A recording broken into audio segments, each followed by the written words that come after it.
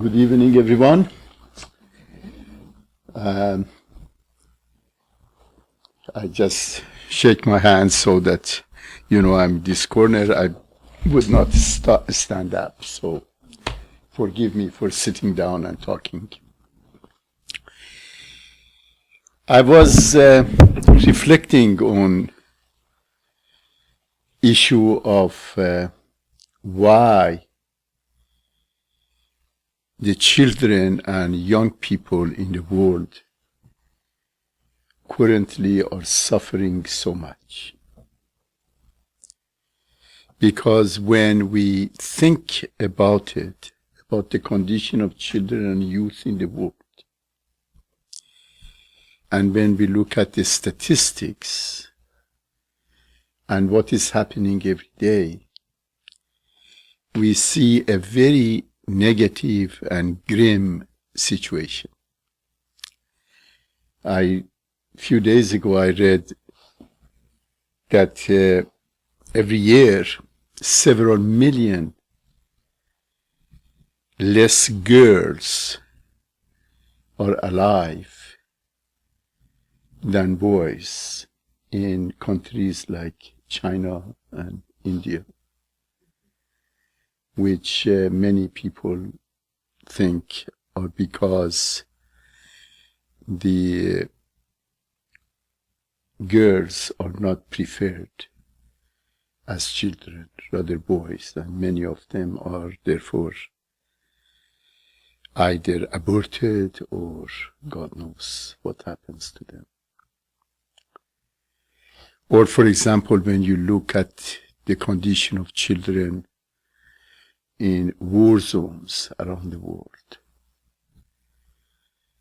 in Africa, in the Middle East, in minorities around the world, young people suffer a lot. And this suffering is really profound. And then the discourse in North America is all about the plight of children and youth and difficulty with them. We see that one of the crises of our societies right now is the obese children. Another crisis is bullying in the school. Another crisis is the fact that children and youth at a very young age are put on antidepressants and all kinds of medications. And these are happening in countries that are extremely rich, that they are very advanced in both biological and psychological sciences, that they are supposedly very, very careful about the rights of children and the welfare of children. And these things happening to the point that have become epidemics. So when we observe these conditions, we have to ask ourselves, why? How come? At an age where we know the more than ever, when we are wealthy, much wealthier than ever we have been in human history, when we have supposedly all the goodwill to help our children and youth, they are in such a difficult circumstance and situation, both in poor countries and rich countries. How come? So, to find an answer to that question, I began to look at the literature and into journals, and I was really amazed to see how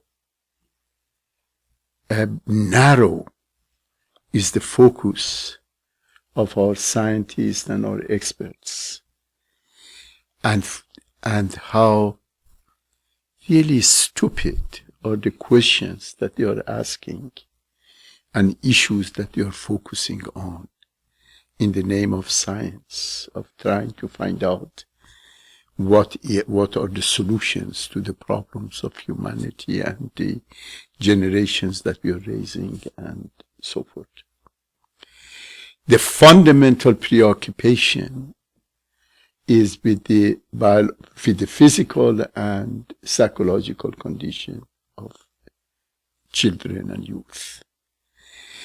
And at the level of physical, of course, we know already the crisis of extremes of overeating and malnourishment and undereating which exist in the world. And at the psychological level, the fundamental focus is on the behavior of children. How can we make children to behave the way we want them to behave? That is the main question, okay? And of course, behavior is an outward expression of what is happening within the individual, inside the individual. And it seems that people are not questioning the issue of why we have so much behavioral problems, why we have so much difficulties at homes and in schools and in communities. Why? And this issue of questioning why our plans and activities and works do not result in positive outcome, and why we, in spite of our best efforts, have failing schools and failing families. Why? This question is not being asked. So I thought myself, okay, we should begin to ask few questions. And it occurred to me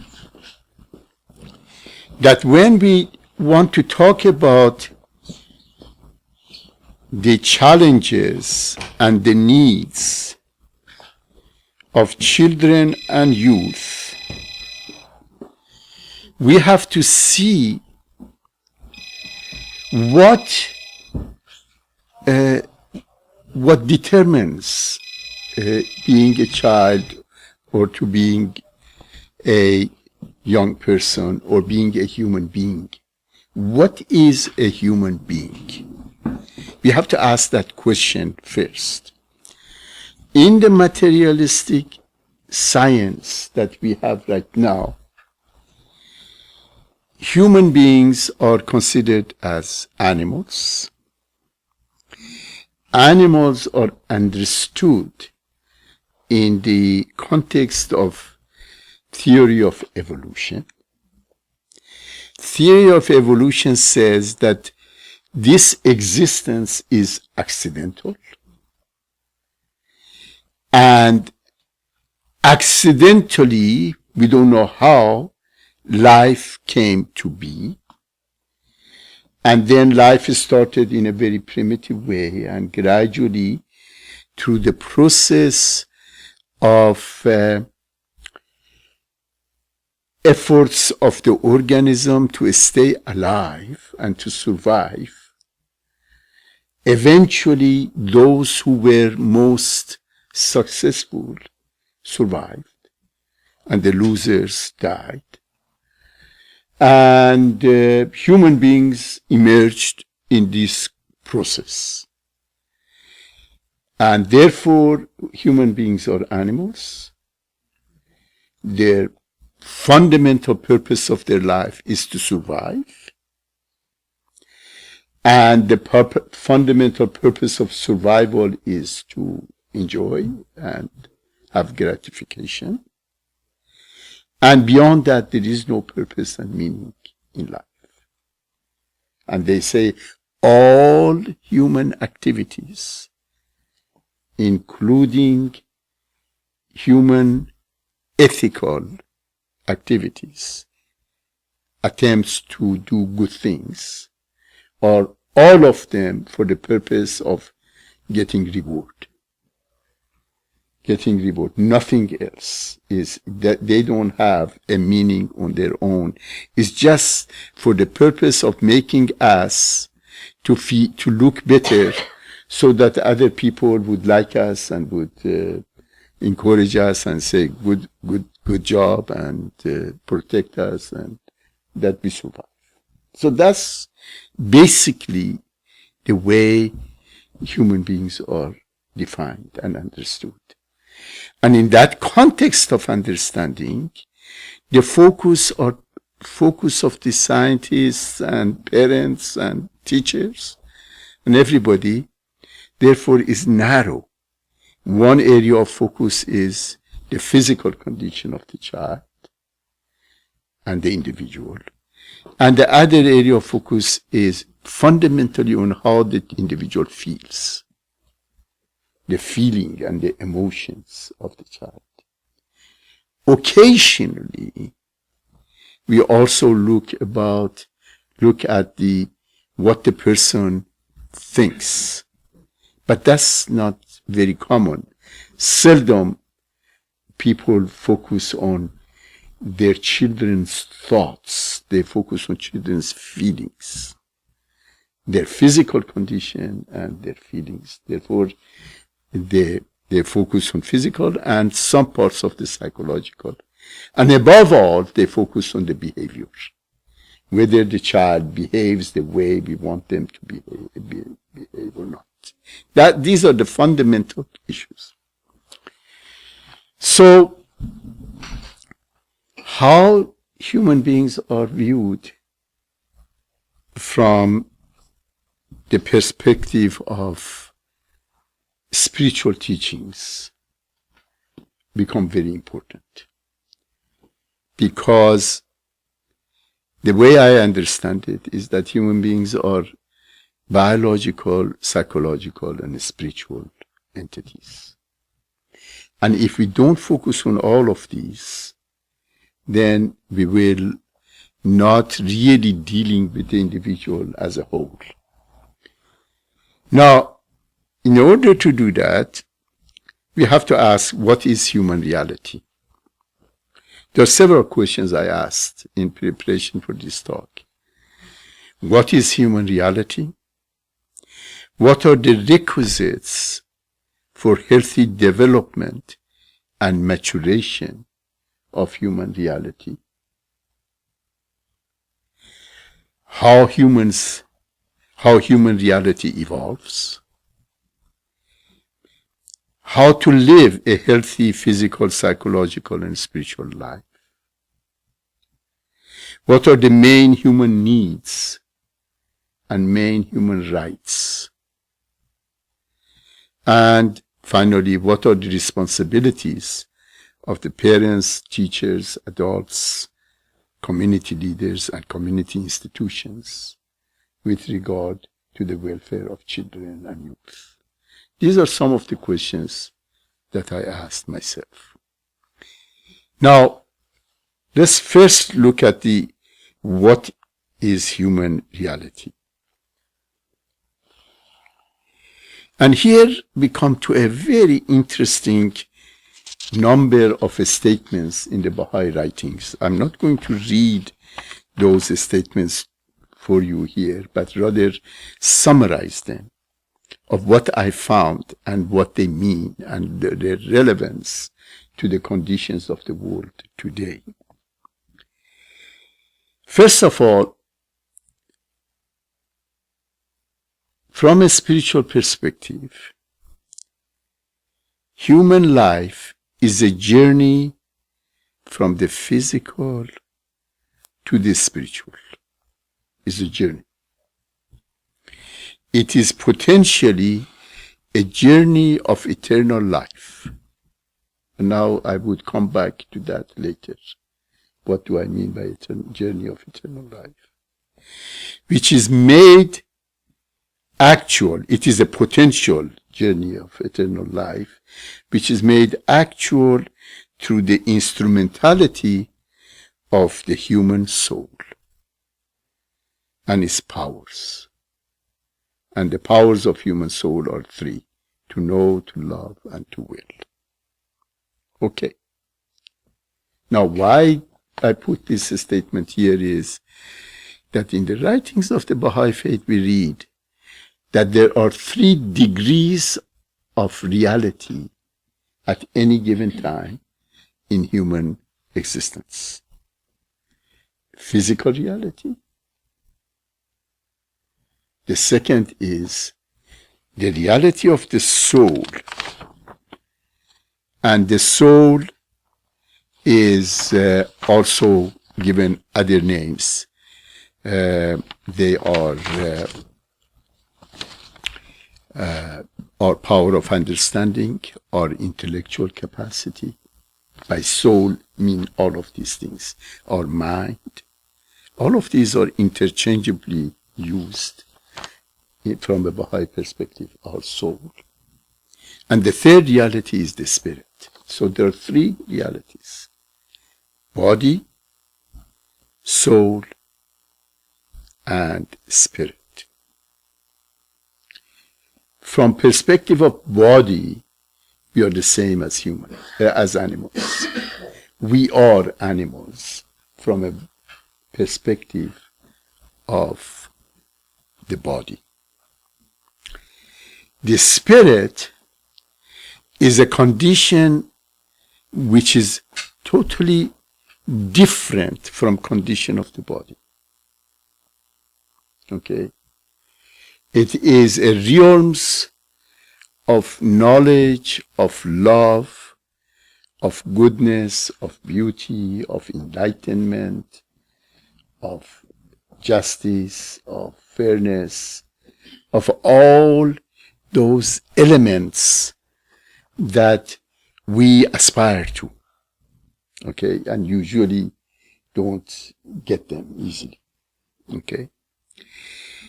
And the soul is the intermediary between the body and the spirit. And the soul is our mental state, our intellectual state, our mind, our power of understanding. Now, this soul is caught between the body and the spirit. The body has certain demands, constant demands.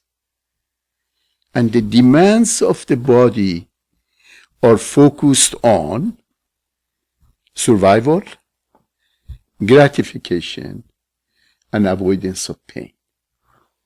In other words, we constantly, from a physical perspective, want to make sure that we are safe, that we have food, that the food tastes good, that we can eat it and have pleasure with it, and that we can avoid pain and suffering.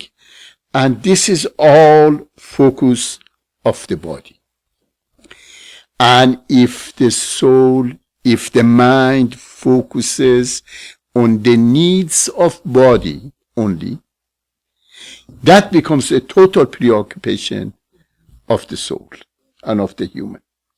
In other words, then we as human beings would put priorities in life that are fundamentally revolving around appetites of the body, which are sexual appetites, eating appetites, appetites related to comfort, and also greed, and because greed is essential in terms of feeling secure and acquiring power, because people think if you have a power, you feel secure. And the whole life, therefore, becomes, how can I have more, enjoy more, and be more powerful, be more safe. That becomes the way of life.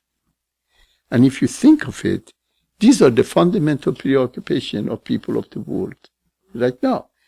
If you think of it, the preoccupations of governments and political leaders and leaders of society are all about that. They would tell you, we will give you a good job and we create a secure environment and we would make you happy and you can have enough food and big, supermarkets and this and that. And, that becomes the purpose of life.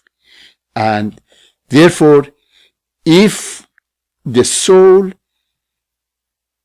and its powers are focused on satisfaction of the needs and appetites and desires of the body, the life of the individual becomes fundamentally a physical and psychological way of life. And the preoccupation becomes, how do I feel? What do I want? How can I have more satisfaction here or there? And everything therefore becomes temporary, and everything becomes focused on the self and the immediate. And we become self-centered and so forth. Now, the spirit calls for other areas of human perfection. It calls on the powers of soul to go beyond satisfaction of the needs of the body. Now, the three powers of the soul, I have spoken in my previous talks here a number of times, but nevertheless here to remind us, are three. We all, as human beings, have the capacity to know, and this capacity of knowing can be focused only on the physical, or could be focused on the physical and beyond the physical, the spiritual issues. To know, to feel, and to decide, to choose. These are the three powers of human soul. And in training of children, we have to see how we should focus on these three powers. How to help children and youth develop their capacities to know, to love, and to choose, to decide. First, we focus on the issue of knowing. What is the fundamental purpose of knowledge? The fundamental purpose of knowledge is to find the truth about something. When we ask questions, how does water change into ice? That's a question. And then we begin to study and look at the phenomena and consider the issues of cold and warmth and heat and all of those things. And gradually we discover the truth about the dynamics of water changing into ice and ice changing into water and the role of heat and energy and all of those kind of things. If we begin to discover these kind of things, we ask questions and then we find the answers. And this is the process of finding the truth about either material things or about human relationships. For example, we can ask the question, what can I do to establish a peaceful relationship with other human beings? Now, that's an important question because we all relate. We human beings have to relate, have to communicate. We cannot live in a vacuum. And most of relationships that we have are conflicted. They are burdened. They are burdened with misunderstandings. They are burdened with conflict of interests and ideals and desires and priorities. So our lives are filled with conflict. And children growing up also experience the same thing. And one of the first questions that we have to ask ourselves is, how can we help to establish children and youth and ourselves to establish relationships that are peaceful? In other words, what are the characteristics of peaceful relationships? What makes a relationship peaceful? Which then asks us, we have to ask the question, what is peace? What does it mean to have a peace with another human being? What does it mean? These are the questions that humanity have been asking from the very beginning of life. Another question that people ask, especially Americans, is what's happiness? Because Americans have to pursue happiness, right? Okay? So they ask constantly, what makes you happy? Ice cream? Okay, does that make you happy? Well, yes and no, okay? And most of the things that people think about happiness, the answer is, does this make you happy? Yes and no. Having this kind of a car make you happy? Yes and no. This kind of a house? Yes and no. Doesn't matter what it is, suddenly the answer to these questions become yes and no. Not everything has this specific answer to it unless we begin to go deeper into the issue of understanding the root cause of happiness, of peace, of peaceful relationship, of harmonious relationships, and so forth. Another area that we have to teach our children is about how to love. Now, that's one of the most difficult issues that humanity faces, because we even don't know how to define love. Majority of people have no definition of love. Love, therefore, in all English language, everybody makes love, which is related to sex rather than anything else. It's nothing to do with love. You see, and love has become therefore sexualized and materialized, and have changed our understanding of love so much and confused it so much. So children don't know, when you say I love you, they don't know what really it means. And we expect our children to understand love without teaching them. But that's not possible to have such an expectation from children. And that's the reason that most people don't know how to love. They don't know how to love. They don't know how to give love. They don't know how to receive love. Because love has to be give and take. And majority of people never focus on giving and receiving love, that how it could be done, how is it related to me as a person, as my reality, who I am, and so forth. And then comes the all difficult and challenging issue of human will. Because every human being has a will, is a power of will. And the wills collide constantly. Willful people come across each other and constantly they are in a struggle with each other.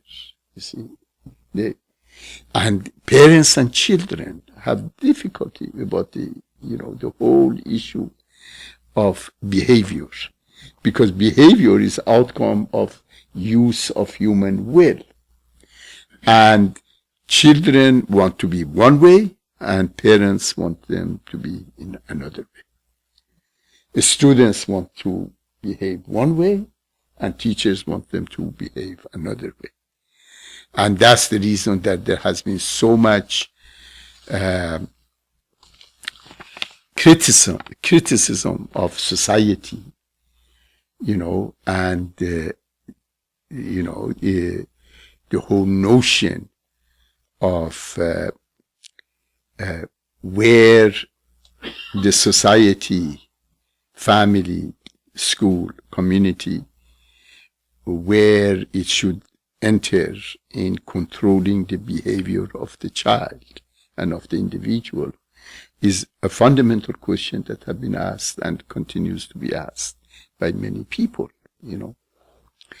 And should the society control the behavior of children? How they do it?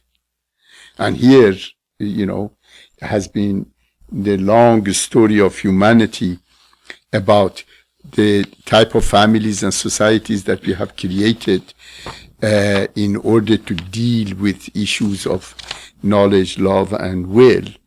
I was thinking on it and identified at least 6 or 7 types of families and societies. The most devastating types of families and societies are neglectful societies and families. Neglectful family is a family that brings children to this world without any preparation of how they are going to take care of them physically, psychologically, or spiritually. And they neglect the needs of the children in every respect. These are neglectful children. There are many of them around the world. Many of them, many families like that. And there are millions of abandoned children, neglected children. One's heart goes to them when you think how many children are neglected and abused in the world. And then there are authoritarian families. Authoritarian families have been the most common families in human history. These are the families that they believe you have to use power and reward and punishment, particularly punishment, in controlling the behavior of children and youth and members of the family. Authoritarian families usually are hierarchical, which means that one person at the top has the most power and controls the rest of the family. And then there is a hierarchy. The next person controls those below them, and just, like a military. And they are the ones that are very moralistic. In other words, everything is either black or white, either right or wrong. And the right always is what the powerful person says. If the powerful person says, this is right, you have to say, yes, sir, okay? Yes, sir, because usually the powerful are men in authoritarian families, although women now are catching up and doing very well. Yeah, that's true. They are catching up dramatically. But that has been the history of authoritarian family. And these authoritarian families have used the vehicle of conformity and punishment to modify the behavior of children and youth. In other words, they say, if you do what I tell you to do, you will be rewarded. And if you go against what I tell you, you will be punished. And the child tries to test it to see how it works. Okay? And the child tests it and is punished usually in a physical way and a very painful way. And the child then says, okay, I understand now. In life, in order to have what you want, you have to have power. So, there are two ways.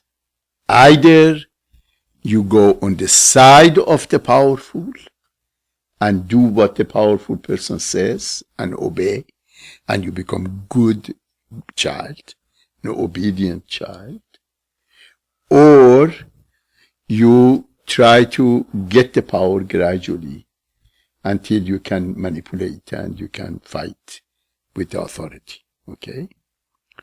Behavior problem children, usually in authoritarian families, are extremely good behaved, well behaved at home, and extremely difficult outside of home, in the schools and other places.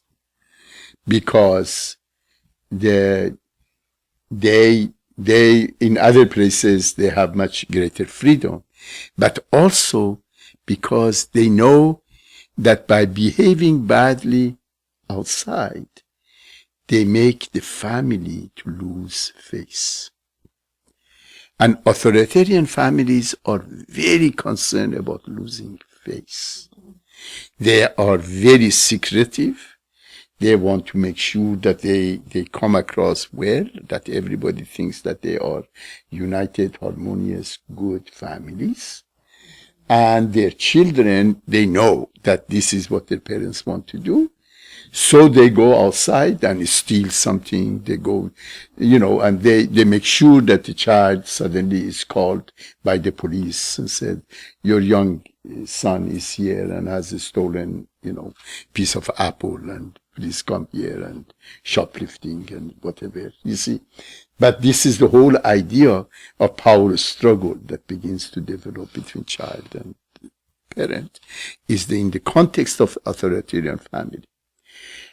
Religious families usually throughout history have used the authoritarian mode of educating their children, telling children you have to be good, because not only because we tell you, but also because you're going to hell if you're bad.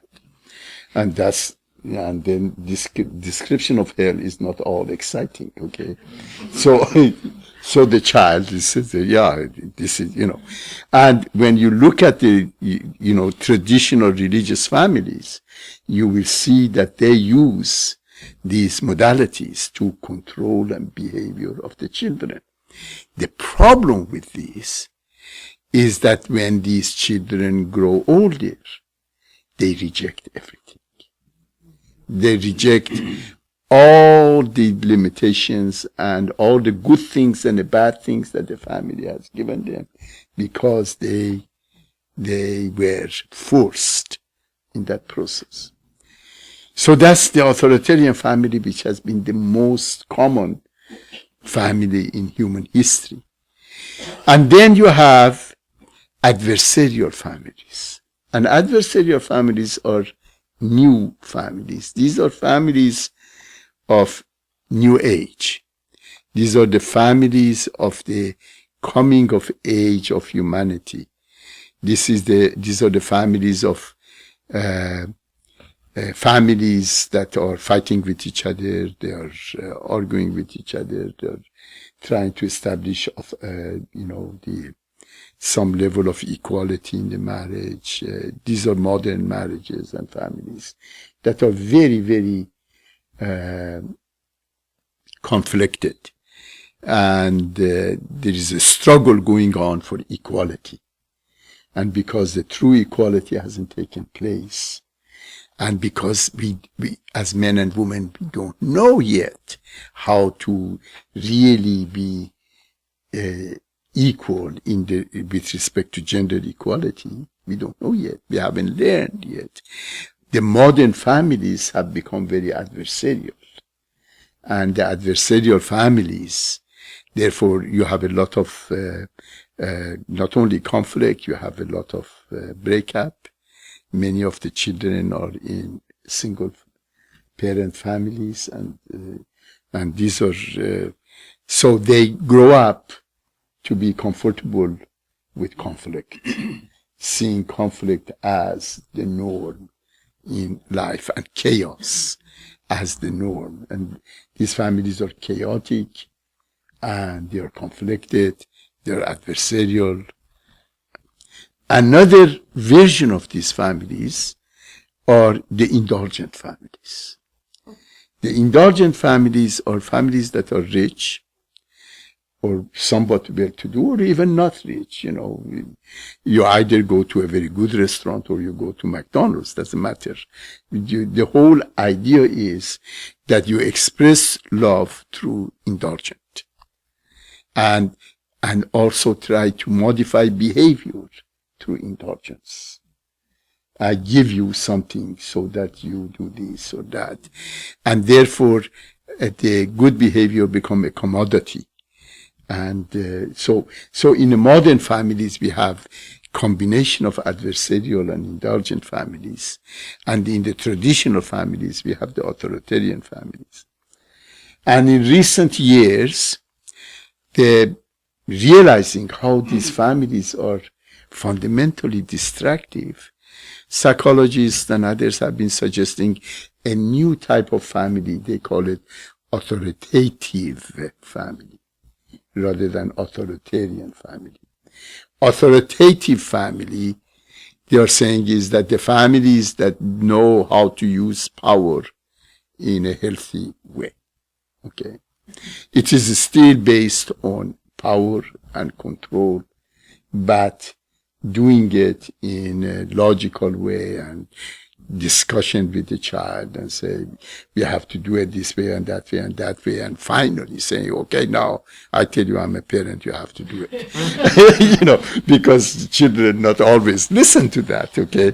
So authoritative always is the danger of turning into either adversarial or authoritarian. So these are the different kinds of the families that we find in our world, and different kind of approaches, even in schools and in communities and so forth, around these lines.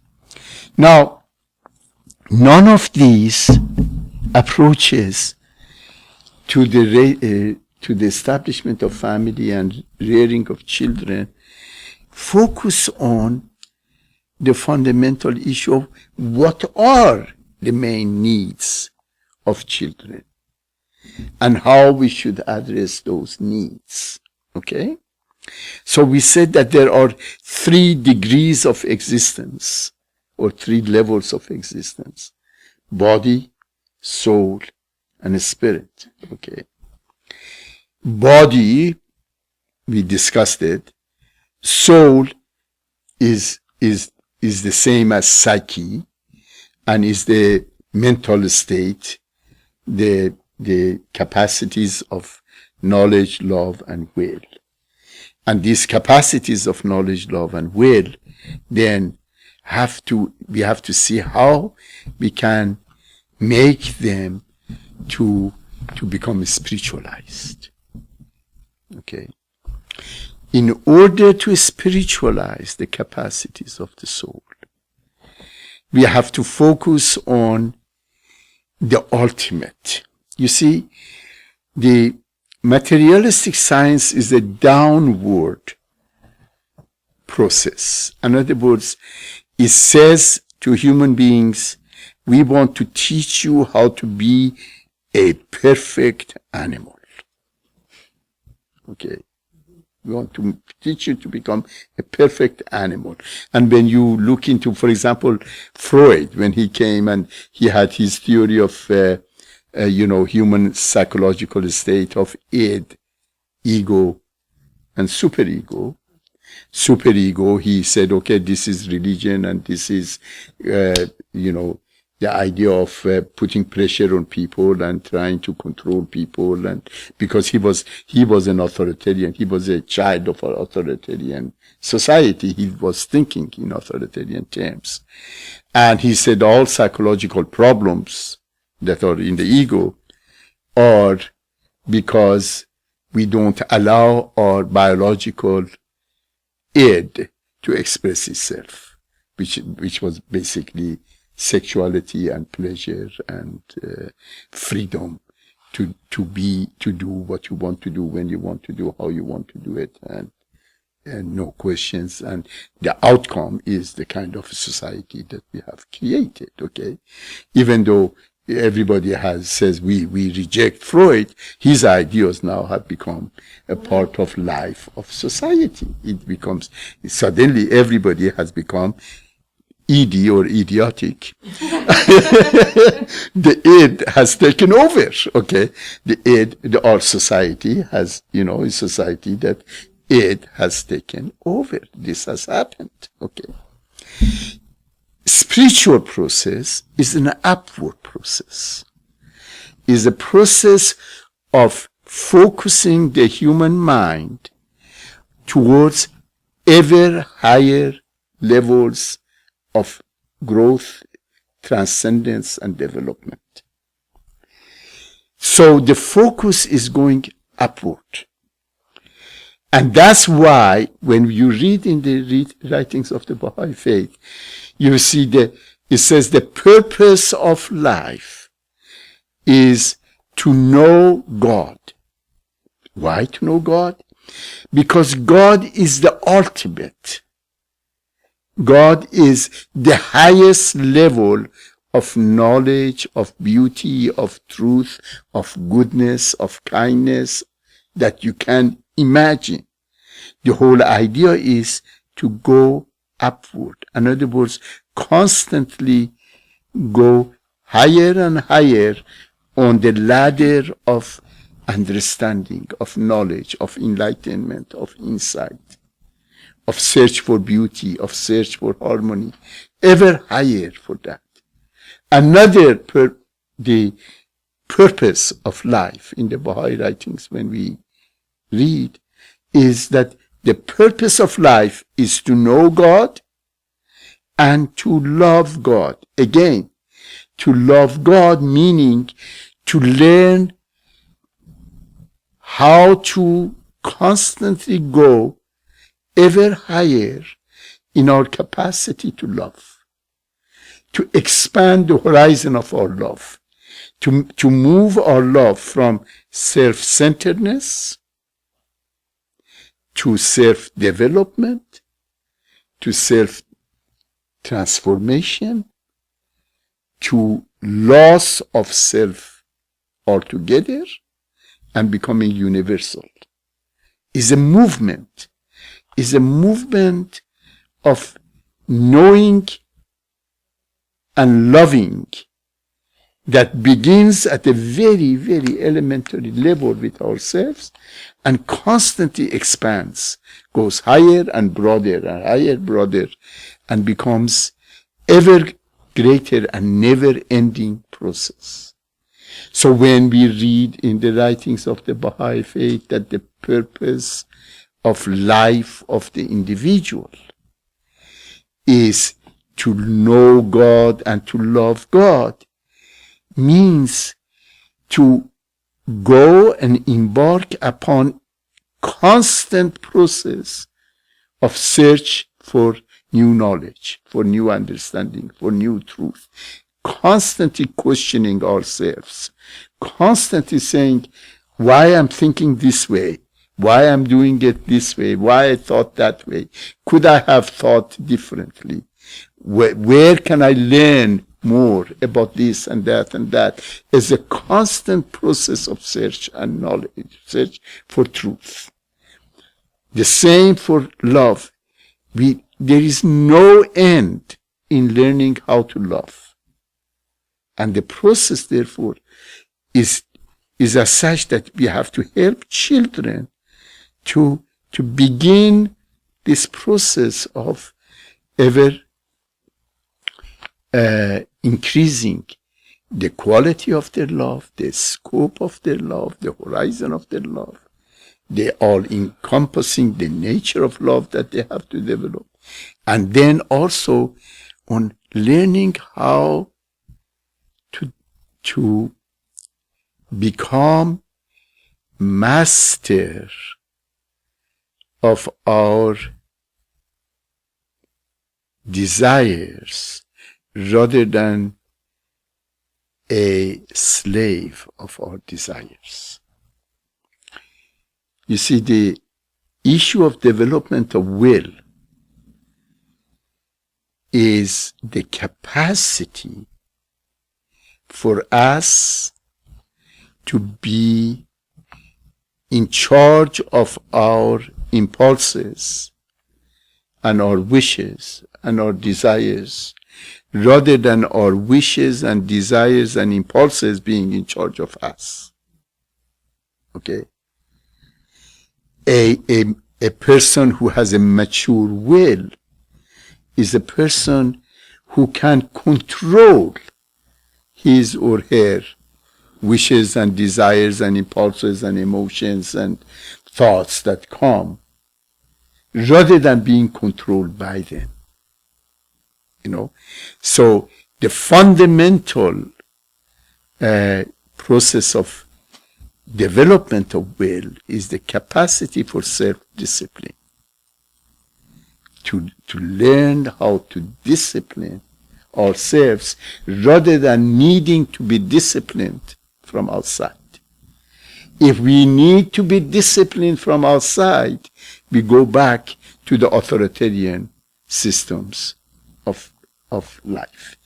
If we don't learn how to discipline ourselves, we create chaotic adversarial ways of life and indulgent ways of life. So a strong will is not a will that doesn't change, doesn't move, doesn't respond to the conditions of life, but rather it is the one that can actually accommodate to the circumstances that are there, because we are in charge of it, you see. So this process of development of these three powers of human soul are so fundamental, because they can be either focused on the needs of the body, or they can focus on the ever higher, going ever higher, and as they do that, they automatically deal with the needs of the body. The needs of the body are met automatically while we are constantly going higher and higher in our understanding of who we are, why we are, what is our purpose in life. So from a Baha'i approach to human development, the focus is to develop the soul, help the soul of a human to develop from ignorance to knowledge. Acquisition of arts and sciences is a part of that. From selfishness to universal love, which becomes eventually the capacity to unify and become a unifier. Because without becoming a unifier, we cannot accomplish anything really in human relationships.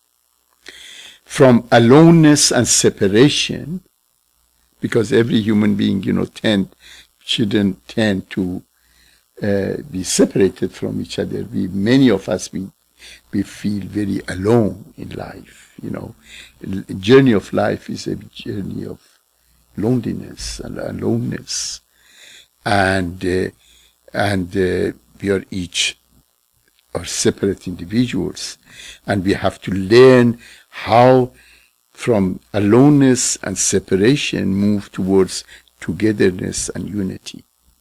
This is the movement that we have to help our children, how to learn secrets of establishing togetherness and how to establish unity. Ultimately, unity is what we want to achieve in all of the areas of human existence. The fundamental achievement becomes unity. The type of family we want to create is a unity-based family. Not authoritarian, not authoritative, not indulgent, not any of those. It's a unity-based family. The movement of humanity is towards unity. So, and then from instinctual restrictions, these are the movements of human soul. You see, the instincts that we have, whether they're, eating instincts or sleeping instinct or sexual instinct, all of the instincts that we have, they are very restrictive. They put demands on you. You know, you really don't have much control with them. They control you. And from that, we have to learn the secret of true freedom. And true freedom is the discipline that I was talking about, self-discipline. It is when we develop self-discipline that we become free. As long as our instinctual forces are controlling us, we don't have freedom.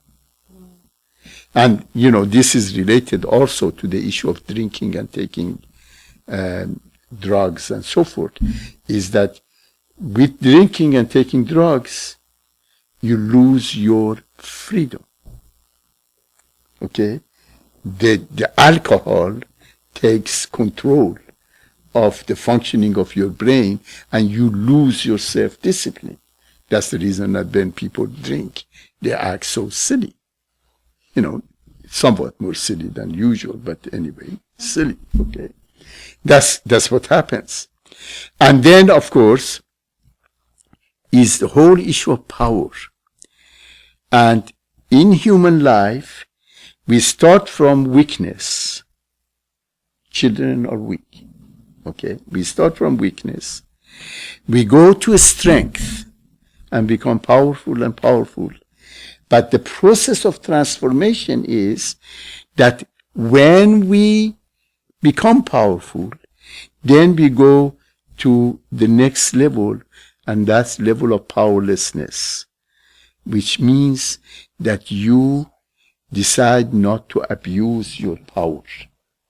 You decide not to abuse your power, not to use your power for controlling other people. You give your power to others. You serve others.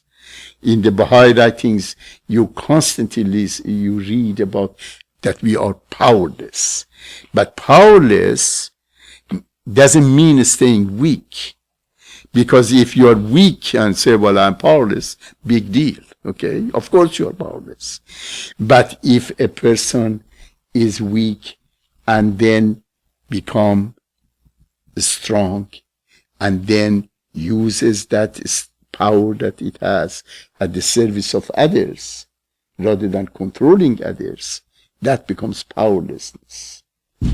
Is the same to charity, when, if a person says, I'm not attached to this world, and therefore, I don't think there is a need for me to educate myself or to get money or to have wealth or have anything of that. I just live a detached world. This is not detachment. That's laziness. Detachment means that you go and you use your powers and you study and you have money and you have wealth and so forth, and then you give it into others, that becomes detachment. You see, the poverty is not detachment. Poverty is a condition that we overcome, and then we become generous, and then you are in the process of moving from one level, transformation from one level to the other. And then the other area of the development of soul is from conflict to unity. We have to teach ourselves and teach our children how to become unifiers, because it's only through the process of unity that we can establish peace. Peace with ourselves, peace with other people, peace with nature, peace with God.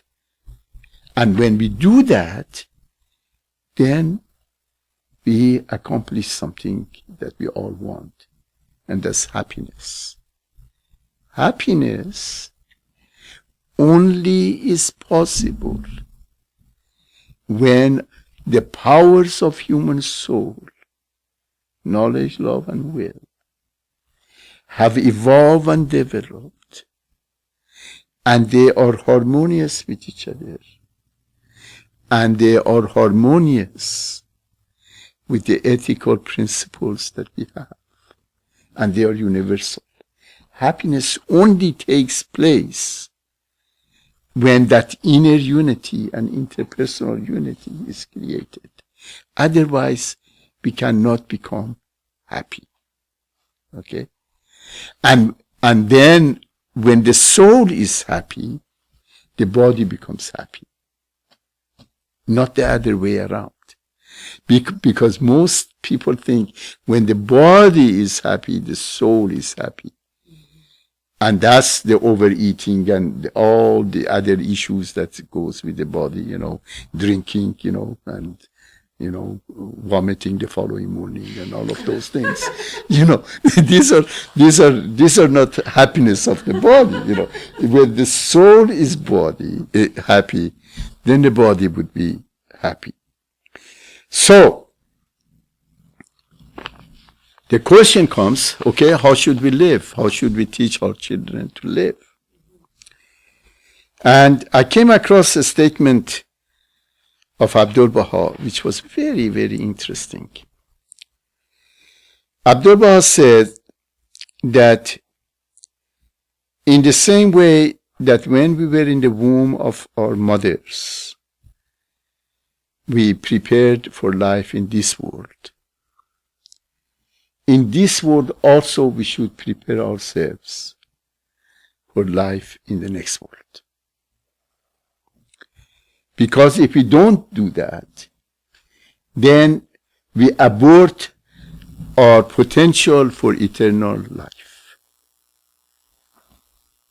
We all can go on a journey of eternity. But if we don't prepare ourselves, we can be aborted.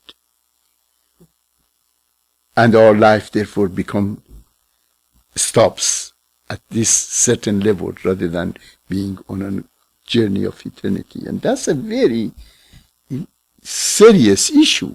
Do I want to be on journey of eternity? And if I want to be journey of eternity, I have to prepare myself for the next life, the next level of life to come.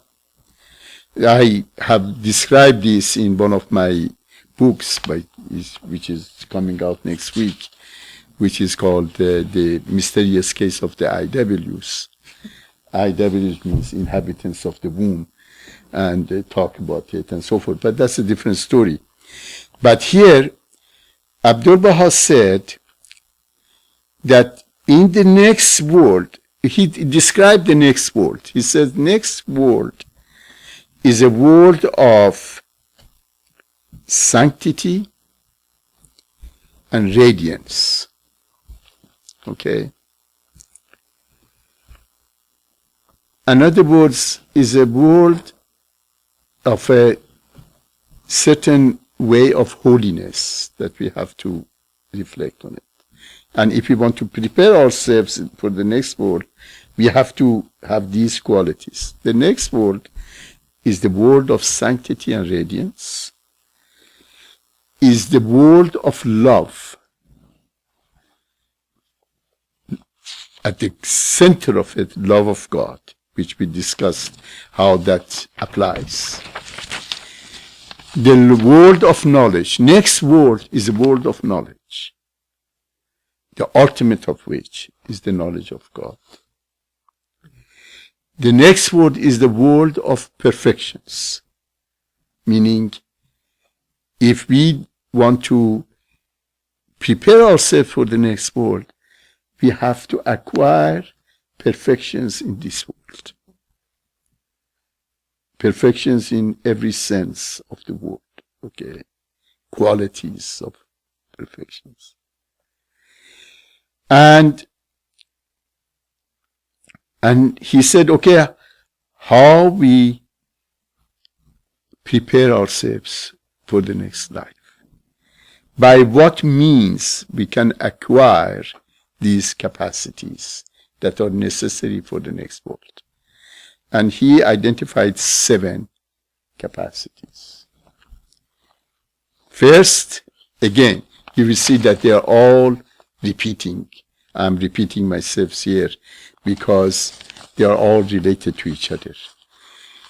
Abdul Baha said the first thing that we have to do in this life is to acquire knowledge of God, which is the knowledge of truth. Search for truth, continuously asking and searching for truth. And acquisition of arts and sciences and so forth become a part of that. Second, he said, is love of God, which only can happen to love of humanity. We only can love God if we learn how to love humanity and serve humanity and to become of service to the world of humanity.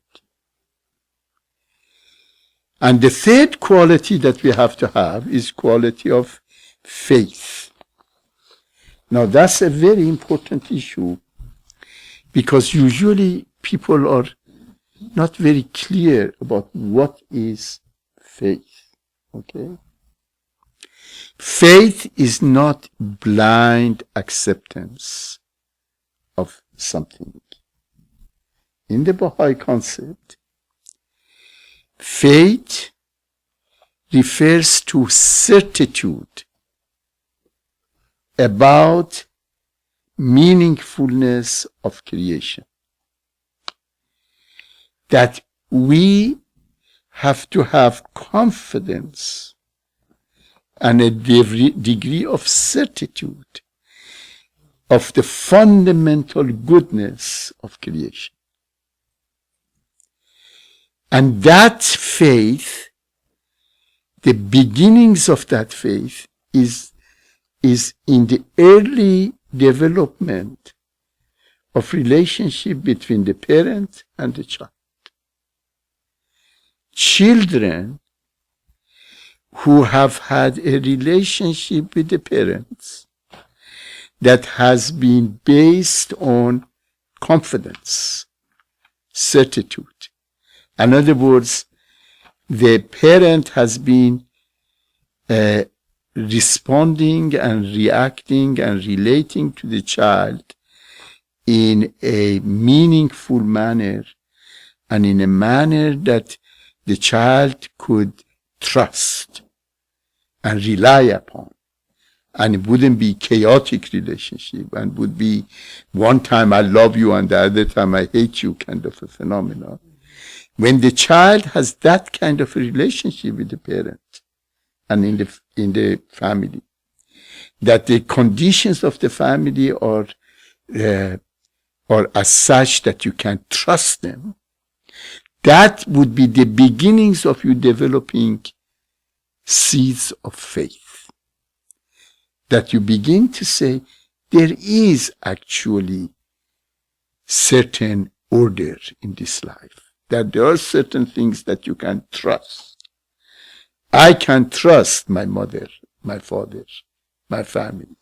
When that happens, the beginnings of faith, the seeds of faith are sown in the heart of the child, in the mind of the child. And the child then begins to gradually broaden and eventually sees goodness in the whole creation. So it is fundamental that when we are raising our children, we are teaching them and educating them. When difficult things happens, we have to help them to understand that in spite of these difficult things, the fundamental order of universe and things that are going and so forth are good. Because if that fundamental faith issue doesn't develop, then it becomes very difficult to gain it later. You could, but you have to really work on it, but it always can be. So how can we prepare for the next world? One is knowledge, second is love, third is faith. Fourth one, philanthropic deeds. We have to do philanthropic deeds. Selfishness and greed wouldn't prepare us for the next world. Capitalism wouldn't do it, because capitalism is based on selfishness and greed. The whole philosophy is that human beings are greedy and selfish, and therefore that what makes them motivated to make money. Okay, capitalism, the way that it is, even when people are successful, nevertheless they have to put what they gain into a philanthropic deeds. Otherwise, the going to the next world is going to be rather rough and difficult. It is said that it is more difficult for a rich man, and I assume rich woman, to go to the next world, to heaven, than a camel going through a needle's eye.